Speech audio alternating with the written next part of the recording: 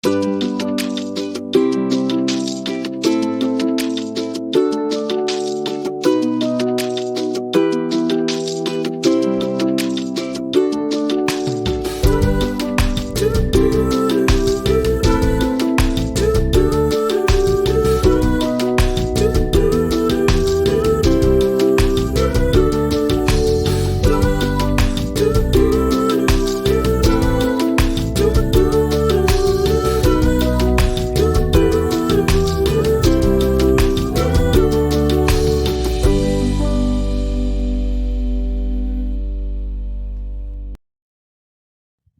this video, I will discuss the different components of the diagnostic industry ecosystem. The first one is the diagnostic companies themselves. These are the individual diagnostic companies within the industry. If you recall in part 2 of the video where we discussed that the industry is classified as organized and unorganized, where the unorganized comprises of hospitals and standalone centers, and the organized diagnostic chains are classified as pan-India and regional diagnostic chains.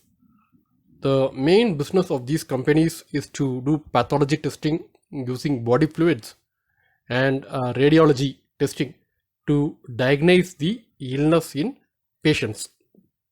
So in the picture you see the same companies. As I create this video, I can see that even Krishna Diagnostics will be shortly listed, and based on their RFP I understand that they also belong to the category of pan-India diagnostic chains. So after the organized pan-India, you have the organized regional diagnostic chains, and then comes the unorganized as well as the hospital-based centers. The next one is the professionals working in the diagnostic companies. This is an extension of the previous component, that is the diagnostic companies, because these people work in those companies. The different professions are a pathologist who analyzes the blood fluid samples, and pathology has a lot of different subspecialty which you can see on to the right. Then comes the radiologist who diagnose using the radiology procedures. Then comes the phlebotomist. He is the person who collects the blood sample using fingerprints or venipuncture, etc. Then comes the medical technologist who analyzes blood, body fluids and other tissues using a variety of instruments like microscope, computer, precision instruments and so on. The other professionals are microbiologist, biochemist and analytical chemist. Among these, a pathologist and radiologist is sufficient for standalone based centers or hospital based centers, whereas diagnostic chains who conduct a wide variety of tests need to have all these professionals in their lab. The next one is the suppliers. If you remember, in part 1 we discussed that there are 5 segments in the healthcare industry, and one of them was medical equipment and supplies. These suppliers are a subsegment in that. They supply equipments, consumables, reagents and instruments needed in these diagnostic companies. Even as on 2020, this segment has been completely dominated by foreign or the multinational companies, with nearly 90% of the items being imported.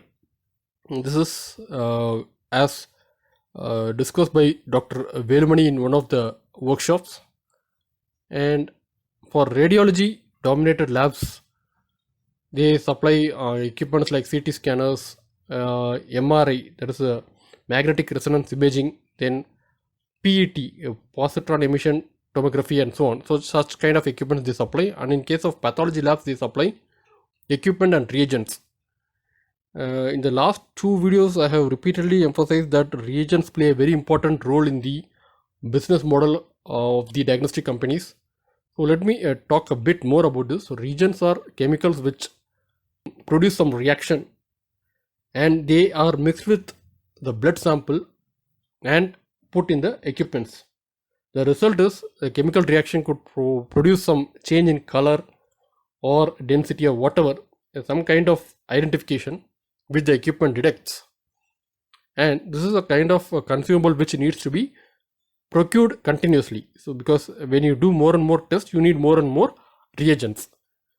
The actual business model is quite interesting, which we will take up in a separate video in the coming weeks. Then the next component is the customers, the most important one, because any business is there to satisfy some customer need and in turn earn revenue from the customers.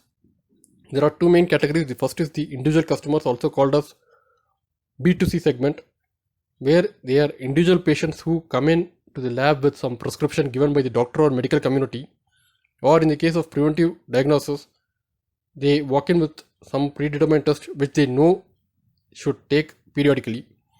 In this segment, the branding and advertisement is a key to get the footfalls. Then the second part is the institutional customers, also called as the B2B segment. This primarily comprises of private labs, hospital-based labs, clinics, nursing homes, physicians and polyclinics. The focus here is more on prescriptive diagnosis and some special tests which cannot be conducted within the hospital-based laboratories. So there is a wide range of possibilities or wide range of ways in which the diagnostic companies are reach to their customers through their network. The first is their own centers, where a diagnostic chain will have their own center to collect the samples from the patients. Second is the franchisee, where franchisee pays a certain amount of money to the diagnostic chain and operates their own centers. Then comes the managed labs, where the diagnostic chain manages the test in the lab of the hospitals. And lastly, the home collection, where the phlebotomist, whom we just now saw, comes home, collects the sample and sends it for testing. Next comes the logistics.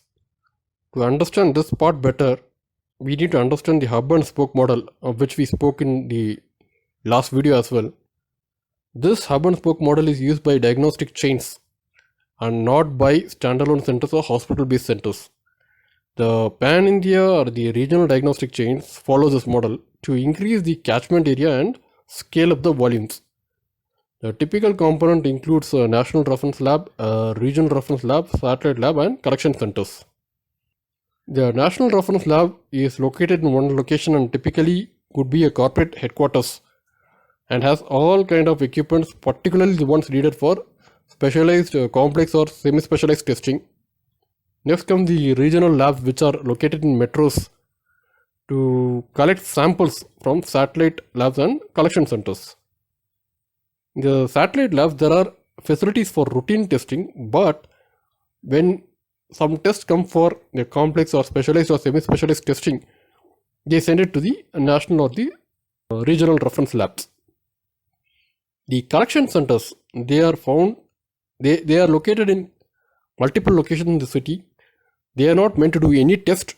They only collect, preserve the sample and transport it to one of the three labs above. They are found in hospitals or franchises or doctors and so on. So what we come to understand is collection center doesn't do any test. Satellite center can do some limited routine test, whereas regional and national reference lab is capable of handling multiple and the entire spectrum of tests. So from the collection center or the satellite lab, the sample needs to be moved to these national or regional reference centers. So logistics here plays a very important role in moving the samples, and it is very crucial because the transportation must be done before the quality of the sample could degrade. So we saw the business model of diagnostic chains. They have the hub and spoke model, where there are multiple centers with tests being done in one location, and logistics support the transport of the samples. So for the day-to-day operations of these diagnostic chains, a strong IT support is required, or IT system is required. If you turn to customer operations, these systems support registration, barcoding of specimens, billing, reporting of the results, etc.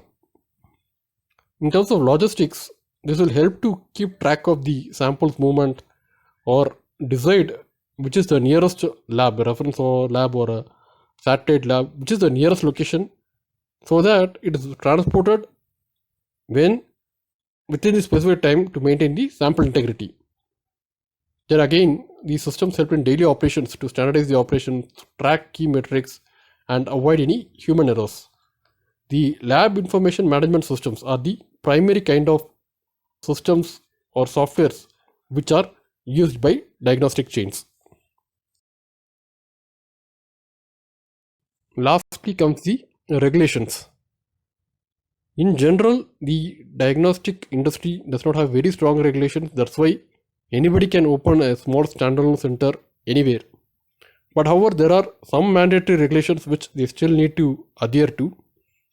And within these, some mandatory regulations are applicable only for the radiology related test. For example, if you see the Prenatal Diagnostic Technique Act or the Atomic Energy Regulatory Board, these are the regulations which are applicable mandatorily if you are having the radiology related test. Then you have a whole lot of voluntary regulations which you see on the right. Diagnostic chains typically opt for such voluntary regulations to gain a competitive advantage and conduct a wide range of tests, because without these voluntary regulations, not all tests can be conducted. So if you have that regulations, you can conduct that test. So companies opt for this voluntary regulations and also enhance their brand image. Let us now see the interplay between the different components of the diagnostic industry ecosystem. In the center is the diagnostic companies, and within that are the professionals who work in that. Diagnostic companies for their operations need equipment which is provided by suppliers who for money provide equipment, reagents, consumables, as well as provide servicing of the equipment. Diagnostic companies serve their customers from whom they earn the revenues, and there are two types of customers, like that is B2C and B2B. The logistic component collects samples and transports it to the nearest satellite or the regional centers. This entire operation is coordinated by a information technology system, and external to this is the regulations who govern some of the operations of the industry. In the next video, I will discuss the different kinds of testing and what importance or inferences they carry for a potential investor.